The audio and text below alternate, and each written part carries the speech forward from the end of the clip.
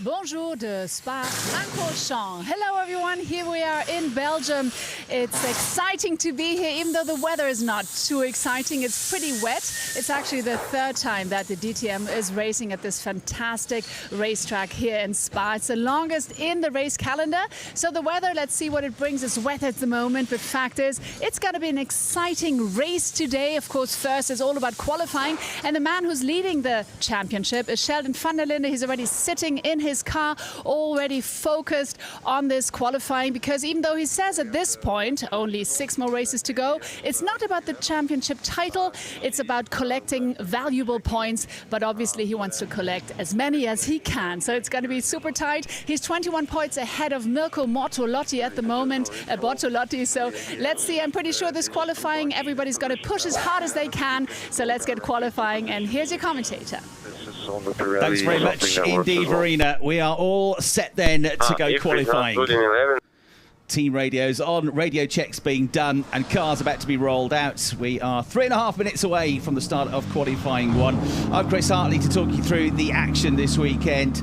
And looking out of the window, we've had some rain, but not as much as we're expecting yet. Woke up this morning 20 seconds. And was quite surprised that it wasn't already raining, because the forecast for today has been pretty bleak. A 94% chance of rain it was predicting yesterday, but it has gone down a bit. It's only a 68% chance of rain, but there's likely to be some during this qualifying session. What?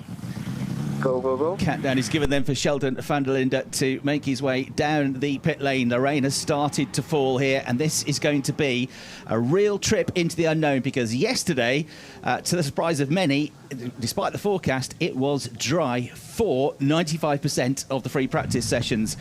2 45-minute free practice sessions yesterday. Free practice 1 was dry all the way through until the final 4 minutes, where we had some light rain.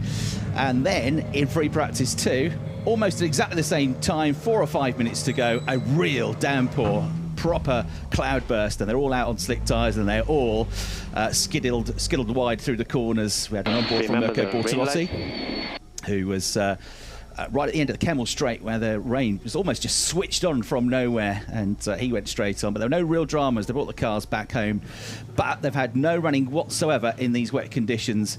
Yesterday, you got the sense that in free practice 2, they were doing longer runs more than normal, trying to set the cars up for potentially a drier Sunday, although that's still a question mark, rather than trying to set the cars up for qualifying and the 1 lap pace, knowing really that probably it was going to be different conditions this morning. And so it seems to be. It's not absolutely soaking wet. The track is very damp rather than soaking wet, at least on my side of the circuit. Looking over the start-finish line, I'm just above these garages. As you look at Arjun Miney, he went well and was in the top 10 in free practice session yesterday.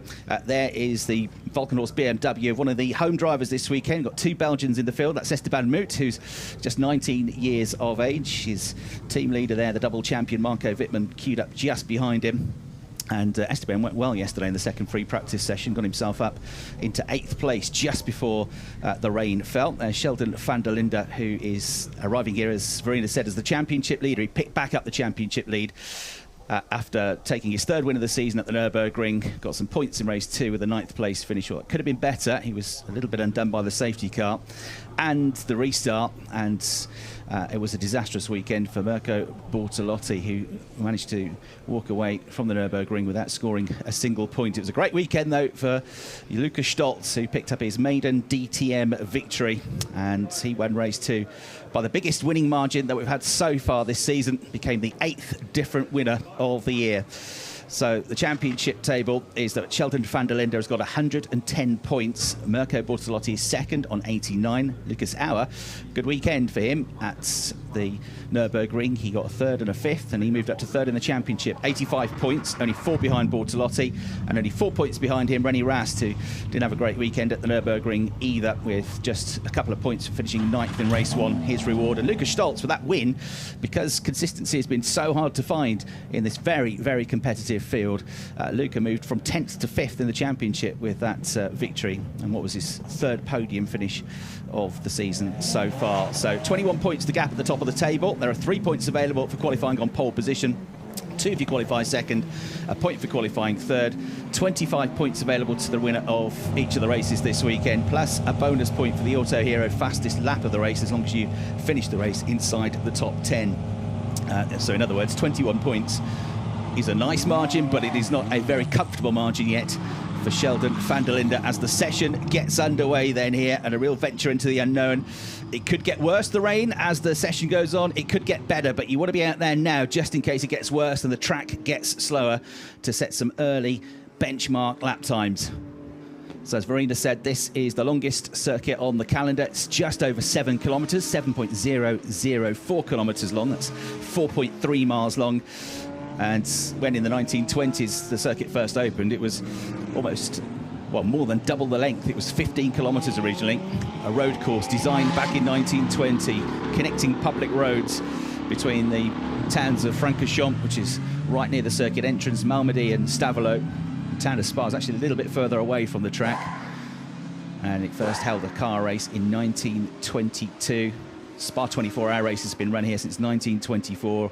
And the first Grand Prix was held here back in 1925. It was at one point, until modifications were made to the circuit, the fastest road circuit in Europe. But these days it's a self-contained circuit. It's only a couple of decades ago that it stopped being used as public roads, and the chicane right at the end of the lap, known as the bus stop chicane, because there was actually a bus stop there at one point. This, of course, the most famous sequence of corners down through Eau Rouge and up over the crest at Raidillon. You do get a sense of the steepness of that from the camera pictures, but if you ever get here and you walk or try and walk up it, you'd see it's just a wall of tarmac in front of you. It's a real steep climb. They continue to climb up this Camel Straight as well. And yesterday in dry conditions, the man you ride on board with now, Sheldon van der Linde, set the quickest speed trap time at the end of that straight at 268 kilometres an hour, Sheldon van der Linde. But today is a very, very different day, and the conditions are going to keep changing. The drivers are going to have to make sure they keep it on the island as well, stay out of those gravel traps, get some good laps in, but they're going to have to keep pushing, keep adapting to the track conditions, which will change each and every time they get to a corner. It's great rear-facing camera as well. We get a shot of that going up Eau Rouge from Sheldon's car, as we did yesterday in practice. That will really show you how undulating this circuit is. The other thing to bear in mind about Spa is one side of the circuit can have very different weather conditions to the other. It was chucking it down with rain yesterday on the far side of the circuit, and it was bone dry over on our side of the circuit. We did eventually catch up. So this is the chicane at the end of the lap, which they take in first gear. You have to be very careful on the brakes not to lock up there, and spend a couple of laps building up the temperatures in the tyres. A full wet qualifying session. This will be, visibility is going to be key as well. We've got 27 cars. If you're queued up behind somebody, you're going to get all their spray, and it's going to be like somebody stood in front of your windscreen with a hose pipe pointing directly at you. Visibility is going to be tricky come the race if it stays like this as well. On board with Laurens Vanthoor has had a difficult start to the season, but he's a former Spa 24-hour race winner. He won the race alongside René Rast back in 2014. He's won multiple titles in GT racing, the GT Macau World Cup. He's won a couple of class titles in recent years in IMSA. But qualifying has been the key problem this year. His best qualifying of the season has been 9th. But remember, he's new to DTM. SSR Performance as a team are new to DTM. And Porsche as a brand this year are new to the DTM. But Dennis Olsen's had a couple of podiums, his teammate, including a second-place finish at Nürburgring. And Laurens, very, very quick yesterday. He was fastest in the dry in free practice 1. He was third quickest in free practice 2. So Laurens Vanthoor hoping to get things underway in this session and get himself finally a good grid spot if he can. He said he wants to improve as the season goes on. He wants to get a win if possible, or at least one podium finish. And the Porsche, certainly yesterday in the dry, looked good here. Well, the second sector, he's done a 69.62. And compare that with the dry sector times from yesterday, and it's way, way down, of course.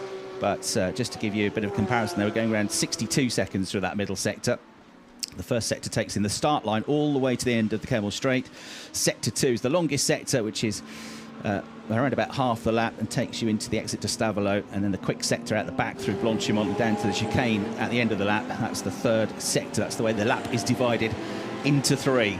Right, lap times will start to come now. Laurens Vanthoor crosses the line and posts a time of 2:30.923, but his teammate slightly quicker, Dennis Olsen, and Maximilian Gutz goes across the line now, the reigning champion, and goes quickest for now with a 2:30.800. That's just 7 thousandths quicker than Olsen. Lucas Auer's put a good lap in as well to go third. He's just flashing through shot into the La Source hairpin. Look at Bortolotti coming through shot, just going into La Source. Big weekend for Mirko, trying to catch up to Sheldon van der Linde in the championship table.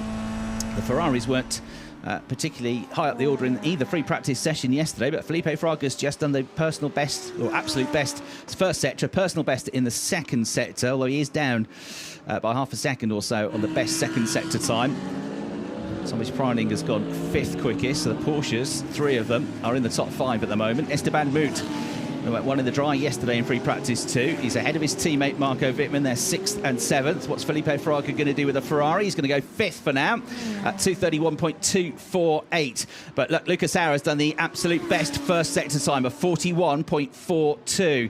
It is the middle sector that's key, though. Nick Cassidy puts the second Ferrari into the top 6 as well. The AlphaTauri, of course, another 37 car, goes 6th quickest, just behind Felipe Fraga. Kelvin van der Linde's hoping to continue the great form that he showed at the Nürburgring with his first podium of the season. He's put himself into the top 6 now.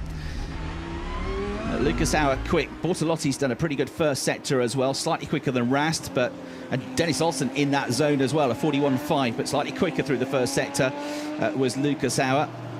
So we'll see what he can do in the second sector.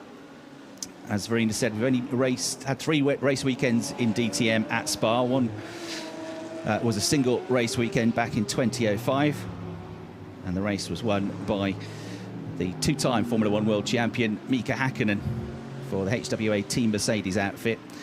And then we came here in 2020, which was the first round of the COVID-affected season, a very hot August day, and both races were won by Nico Muller. That was, of course, a very different type of car, the end of the Class 1 era. Right, here's Lucas Auer, who's been quicker than anybody through the first sector, but he's down a little bit in the second sector. It's not too bad, but he needs a really good final sector here to make up for it. But we have seen 69 as the quickest, 69.9, a couple of them as the quickest second sector. All right, first gear through the chicane, get on the power as early as you can, heading up to 4th gear before they get to La Source. Over the line will go Lucas Auer. Where's this going to put him? 3rd quickest, good lap. So the Mercedes goes 3rd, and we've got 14 thousandths of a second covering the top 3 in this session now. Oh, but there's an off there for Kelvin van der Linde into the gravel trap. There's the onboard camera. Can he get it fired up and out of the gravel? Oh, no. I think he's buried the rear wheels, and he's stranded in the gravel trap, I'm afraid. Out on the far side of the circuit. Is that possibly exit to Pouon? So that Audi, I'm afraid, he's going nowhere, and he might well need to be recovered from that with 11.5 minutes or so remaining on the clock. His brother Sheldon has gone into the pits, the championship leader, but he's only 25th at the moment. Hasn't yet put a competitive lap time in, and we've seen nothing from Ricardo Feller. He hasn't yet gone out.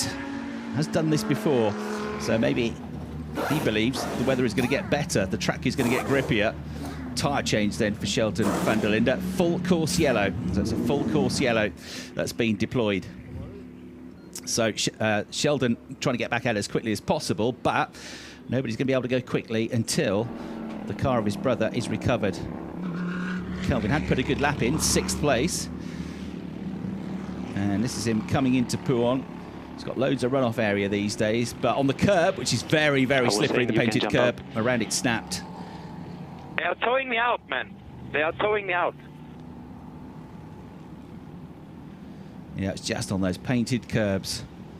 Okay. If you ever do a track walk and you walk on painted curbs around a racetrack on a wet day, you'll know just how slippery they can be. So, Kelvin, they are asking the race director. Right, communication, Kelvin wants to know he's being towed out. Can I get involved in the session? Red flag. We caused the full course yellow.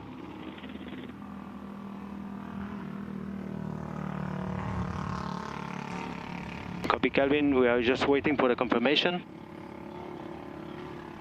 Yeah, the team at ABT are on to race control to say, look, you can get back in this session, can't you? He didn't cause the red flag. There is no red flag. I would almost not even ask for confirmation because we caused the full course yellow. It's not a red flag.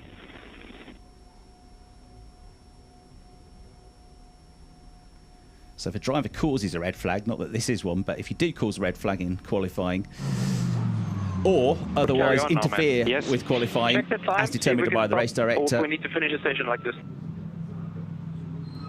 then your best lap time is disallowed. That's what he's worried about. It's Thomas Biermeyer, team principal.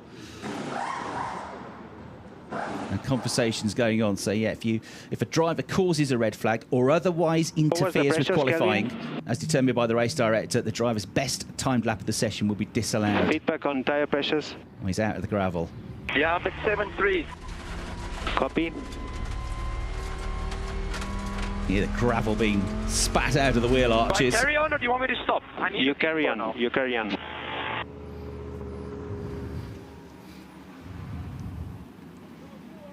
Right, so he's back underway. Asking to check the tyre pressures to make sure he hasn't picked up a puncture from going in the gravel. But he knocked most of the speed off before he got to the gravel. And the 2 full 360s spinning before the car backed up into the gravel trap. But obviously, a compacted gravel trap in the wet conditions, difficult to get out of. So he's back underway.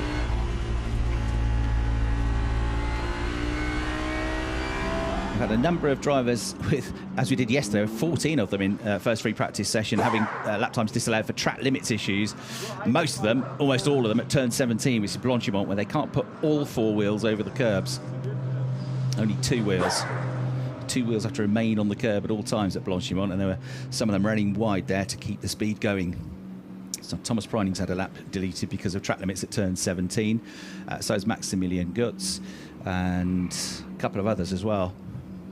Ricardo Feller, even though he did do a lap, but he's had it taken away. So Feller has been out there, but it was deleted. That's why he's not got anything showing. And René Rast and David Schumacher and Arjun Maini also with laps deleted in that first part of qualifying, all at Blanchimont. The very, very fast corner right at the end of the lap. That left-hand, double left-hander before you get down to the chicane at the end of the lap. So that has taken time away from everybody with a full course yellow. Lost a good 5 minutes there of running time. So in they come, change tyres. Rain has eased on my side of the circuit for now. In fact, I think it's almost stopped, if not completely stopped. That was the radar that I saw, was that the weather was going to ease and the rain was going to kind of pass as the session went on. So it might be quicker at the end of the session than at the start anyway. And that, if that's the case, it might be almost a case of the last driver across the line gets pole position as it dries out. Right, Ricardo Feller. He has put a lap in now, but he's only 16th. And Alessio Delayder's been out, but not really put a proper lap in yet, but everybody else has. But Sheldon van der Linde, the championship leader, he's only in 26th place. He's gone back out now. Mirko Bortolotti second in the championship. He's only in 17th place, and Lucas Auer, third in the championship, is in the pits, but he's third quickest at the moment. But fastest is the reigning champion, who's had a good run of late. Spoke to him yesterday, he was in good spirits. I said, it seems to have clicked now. He said, yeah, we've worked hard on the car. We're confident for the rest of the season. He said, and you know, you just need to keep being consistent. He said, you never know, if you pick up a couple of wins here and there, you can be right back in this championship. There's also a few shenanigans going on with his teammate. He was putting Maxi Gutz stickers all over, the ones you can see there above the window, putting those stickers all over David Schumacher's car. He's become the trickster of the DTM pit lane and paddock as Maximilian Gutz. But apparently, he said, David started all this by putting stickers of Schumacher stickers all over Maxi's car. Right, Lucas Auer going back out. Maximilian Gutz going back out as well. 3 cars in the Winwood team. So yesterday in practice, Maxi said, you know, we were all trying different things. We haven't got that much data around here, so we're trying different things to get to a quick setup faster between the 3 of us. We were all running different wing settings, all running different ride height settings. They have that luxury. Others, like Thomas Preining, who's the sole driver in his team at Team Bernhard, don't have that option. But, you know, wet weather driving, it's all about having a car that's stable, but there's a lot more impact from the driver here. And some of these drivers will be loving the opportunity to race in the wet conditions. Esteban Moot comes in then. This special art livery for the weekend, as he had last year in his home round, which was at Zolder. Delphine de Saxe-Coburge, the Belgian artist, daughter of King Albert II of Belgium, has made the design. She's a statement artist and colourist, And a fantastic livery on Esteban's Vulcanhorse BMW this weekend, as Arjun Maini sets the absolute best first sector of the session so far with a 41.39. Quickest lap we had yesterday was a 2:17, almost right at the end of free practice 2. Most of the quick runners were in the 2:18s, but Tommy Preining did a 2:17.7, which is 13 seconds quicker than the best time we've had so far in these wet conditions. Right, everybody started to post personal bests. It is drying up for sure, and it's getting quicker. And Kelvin van der Linde back out there, still in 6th place. Arjun Maini, having set the best first sector of the lap, has gone into the pits. He's the only one in the pits at the moment. Everybody else is back on track. 4 minutes to go. It's going to be a frantic session. Arjun needs to get out there pretty quickly, and he does. It's a quick turnaround, and Arjun heading back out of the pits now. So everybody on track, all 27 cars, 4 minutes to go. Lucas Stoltz, winner at Nürburgring, finds himself back in 19th place at the moment. Shelton van der Linde's had a personal best first sector, but he's way down in the second sector. It's the second sector where he was struggling a little bit compared to the others in free practice 1 yesterday, but he did improve in free practice 2. But look, he's coasting at the moment, and a clear track in front of him. Will he unleash the trigger and go for the lap now? Back in 21st position. Turns in to the right-hander at La Source. First gear corner in dry conditions, and certainly in wet conditions you've got to be early in there and quick out. Don't run too deep on the exit to the corner, because you won't touch the brakes again, at least not the dry conditions, until you get to the end of the Kemmel Straight. Right, Nico Muller, 6th in the championship. Driver that won both races here at the start of the 2020 season. He was an Abt Sportsline driver in a Class 1 car back then, but the Team Rosberg driver, the Swiss driver, pushing on, racing the GT World Challenge this year as well, alongside the great Valentino Rossi, and doing some commentaries. Had a busy 2022. He's one of the 8 different race winners we've had so far this season. And where is Nico going to end up? 6th place. It's a decent effort, that. So Maximilian Gutz, Dennis Olsen, Lucas Auer, still the top 3. Lawrence Van Toor 4th. Felipe Fraga in 5th. Nico Muller in 6th. That puts Kelvin van der Linde down to 7th. But he's on a good lap here. 2 personal best sectors. Tommy Preining, though, he's quicker. He's nearly 2 tenths up. 3 tenths up, sorry, in the second sector on Kelvin van der Linde. So Tommy Preining's on for a really good lap here. Kelvin's going to improve to 5th, but Thomas Preining is about to head somewhere in the top 3, I think, if he gets a good final sector. He'll be coming up to the line momentarily. He should just be coming out of the chicane now. Where is Preining going to end up? The young Austrian, the former Porsche Carrera Cup Deutschland champion, goes quickest. So 2 minutes 30.634 for Tommy Preining. There he is. Fantastic effort. Quickest in the dry yesterday, quickest in the wet today. That puts Gutz down to 2nd place. Olsen 3rd. We've got 1 minute and 50 seconds left on the clock. So less than a lap time remaining now. Everybody that crosses the line about to start what's going to be their final lap of the session. Dennis Olsen has put the absolute best first sector time in with a 41.16. He was close to being on pole position at the Nürburgring on day 2. Only 27 thousandths of a second away from it, but that was 3rd place behind the Van der Lindes.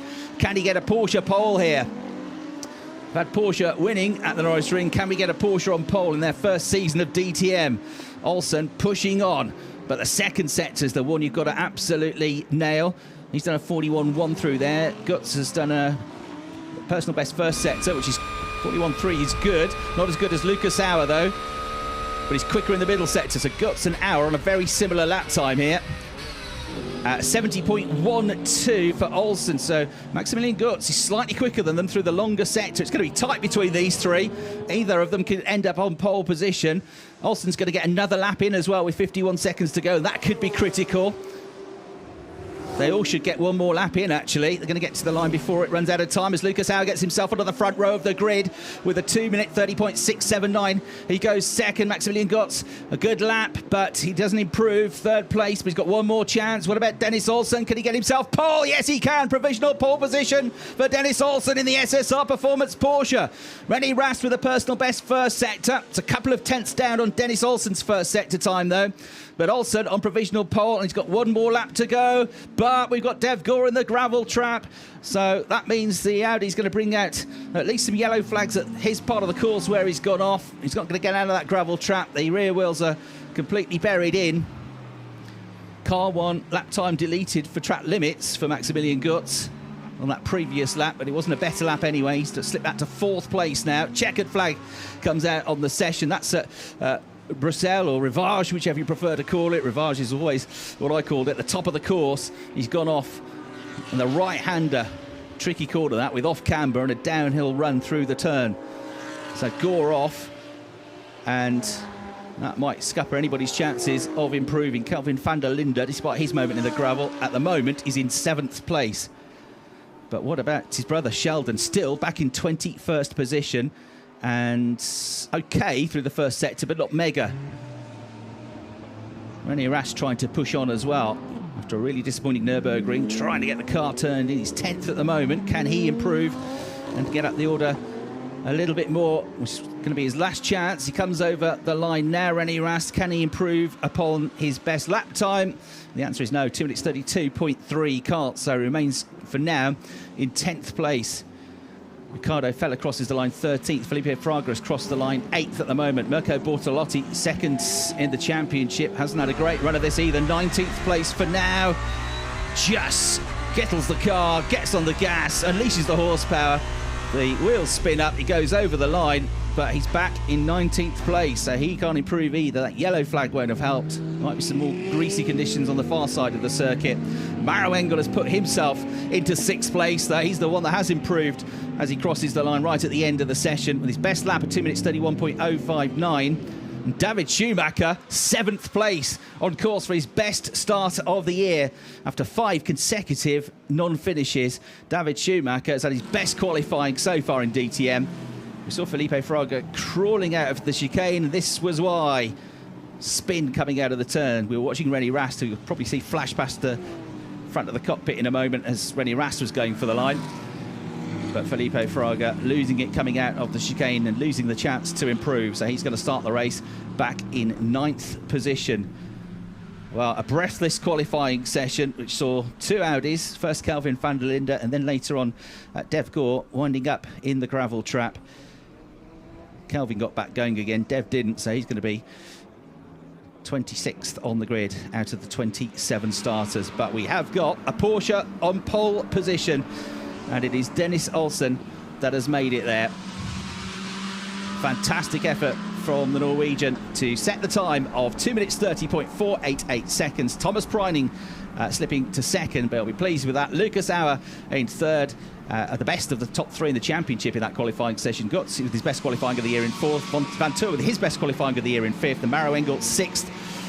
Likewise, Schumacher 7th, best qualifying of the year. Kelvin van der Linde, Felipe Fraga, Nico Muller rounding out the top 10. Rast, Cassidy, Miney 11th, 12th, 13th. Fella 14th, Stoltz 15th. Book 16th, Wittmann back in 17th, Moot 18th, Schmidt 19th, and then Bortolotti 2nd in the championship, only 20th, Grenier 21st. Sheldon van der Linde, the championship leader, will start the race 22nd on the grid. Philip Eng, his teammate, back in 23rd. Not gone well that for the Schubert Motorsport drivers. Rolf finishing 24th, Marius Zug 25th, Dev Gore in the gravel 26th, and Alessio Deleda in 27th position. So far this year, Lucas Auer has been a pole sitter. Mirko Bortolotti has started from pole twice. Riccardo Fella, Felipe Fraga have both had poles. Nico Muller has had a pole position. We've had a pole position for René Rast, and we've had a pole position for Kelvin van der Linde, and 2, of course, for Sheldon van der Linde. But that is the first pole ever in the DTM for a Porsche, the first pole for SSR Performance, and the first pole in the championship for Dennis Olsen, who is doing a very, very good job this weekend. The SSR Performance team have done well all weekend long in the dry and in the wet. The Porsches look good around here. They've got excellent traction on those cars, which helps them out of the chicane and out of the source. But you need everything around here. You need a car that handles well through fast corners. You need bravery from the driver. You need some speed down the Kemmel Straight. And this is the reaction in the SSR Performance garage when they realised they had done it. All their hard work had paid off. As I said, qualifying was a bit of a nemesis for them in the first half of the season, which is why Laurens Vanthoor is one of the drivers that's overtaken more cars than anybody else from grid positions this year, because he's generally had to come from a lower grid position. So SSR Performance, Stefan Schlund's team, Mario Schubauer, the team principal, and everybody in the garage will be absolutely delighted with that. They're a Munich-based team, relatively new team as well. They're only founded in 2016, and they have got themselves pole position for race 1 with Dennis Oll. So let's get some reaction now down in the pit lane with Farina.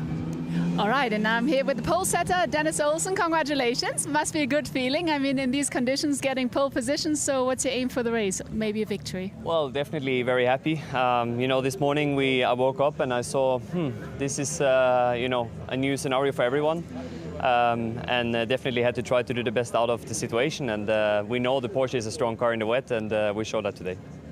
And also at the Nürburgring, you had a second place. So do you think you will improve today and end up on the podium again, maybe even victory? You know, definitely it's nice to be on the podium, but for sure a win is special. And now we are in a good starting point, so let's see what we can do from here. All right, Dennis, thank you so much. Best of luck for the race later on. And that's it from the qualifying here in Spa. Looking forward to a very exciting race in just a bit. So see you later. Here are the highlights. Enjoy.